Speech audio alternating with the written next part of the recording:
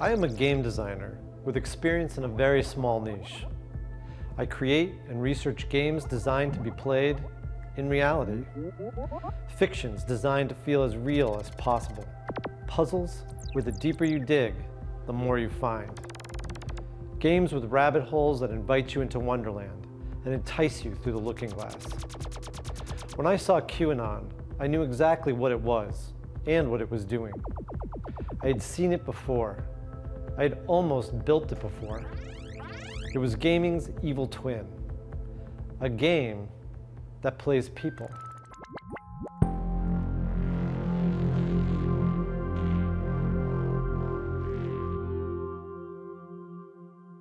Q-Anon uses the form and techniques of alternate reality gaming, ARG.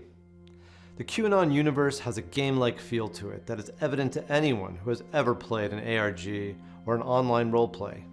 However, Q is not a game. Q-Anon is like the reflection of a game in a mirror. It looks just like one, but it is inverted. In one of the very first experience fictions I ever designed, the players had to explore a creepy basement looking for clues. The object they were looking for was barely hidden, and the clue was easy.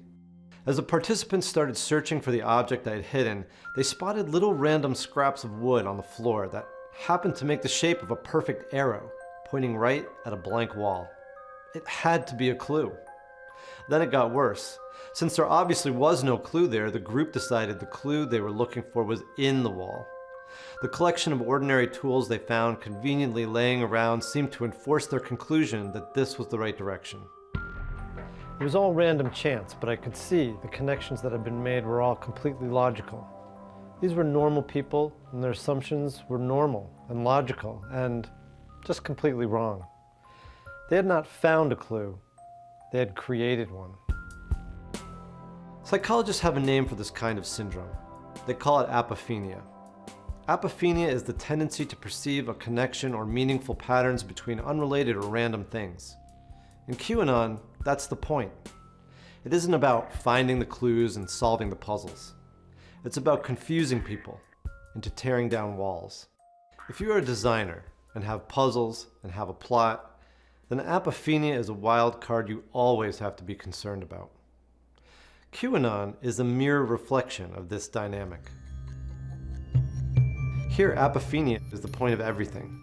There are no scripted plots, there are no puzzles to solve created by game designers, there are no solutions.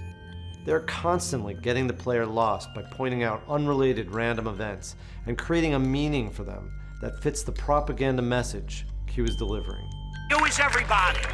We don't know who particularly Q is. Q is a movement, okay? It says think for yourself. It doesn't tell you to follow one leader. You can think about what you want with Q. Q is a fictional character in a fictional game. A real whistleblower with important information would get it out as fast as possible to the most reliable source possible. They don't drop clues and make you solve puzzles to look at the information. Q does, though. He does this because he is not a whistleblower. Q is a fictional character and acts exactly like a fictional character. This is because the purpose of Q is not to divulge actual information, but to create fiction. Let's take a look at how this works. To create apophenia, first you need random data. The more, the better. Then you need to interpret that data in a way that leads you to a false solution that fits the narrative. In several Q drops, Q tells followers that there's a shadowy cult out there, in which the members are required to reveal their status through symbolism, like owls and horned animal heads. Q asks them to look out for these symbols in jewelry, tattoos, or hand gestures of public figures and celebrities. Of course, Q knows what they'll find. The Clintons throwing the rock and roll hand horns, Jay-Z flashing the Illuminati sign, the Rothschilds wearing horned heads at fancy dress costume parties. The images pile up fast. Clue after clue points the investigators to mountains of out-of-context images of the people they distrust, totally looking like they are in a cult. There is no doubt about the political nature of this propaganda either. This is the internet's repurposing of hatred's greatest hits. It isn't an isolated process, but done in a large community of like-minded people. They share their finds and get showered with compliments, encouragement, and praise. They post images, trade theories, create memes, Photoshop the images into crazy quilts of people wearing owls and goat heads and pentagrams. They may not believe it at first, but as they watch endless music videos of the Hollywood elite, covered in occult symbolism, screaming about drugs and demons, a doubt grows. Doubts are notoriously hard to get rid of. The ideas start to surround them.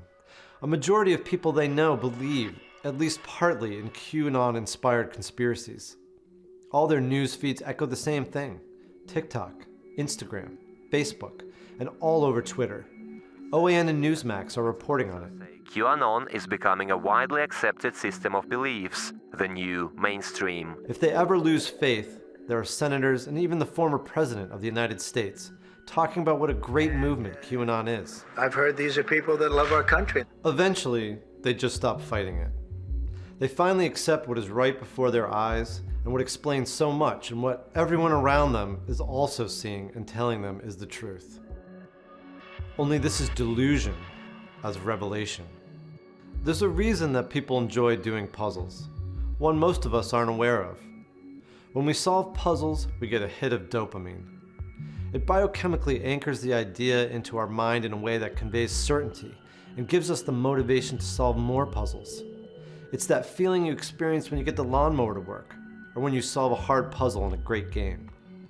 The problem is, we also get the same rush when we solve a puzzle incorrectly, but think we've got it right.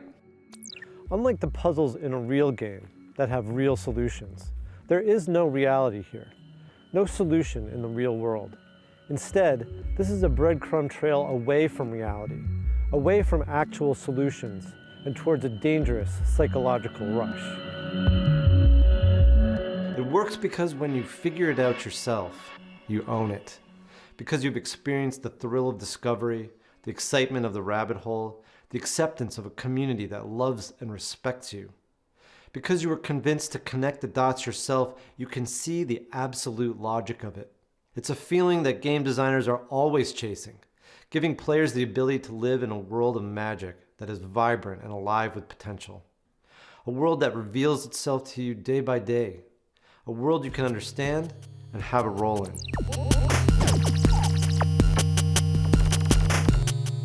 I can't believe people won't give that feeling up without a fight. Whatever happens with Trump or QAnon, one thing is certain. The gaming techniques employed in QAnon are simply too effective to be forgotten. The genie is out of the bottle. It may not be Q, but the gamification of propaganda will continue to evolve. This is just the beginning.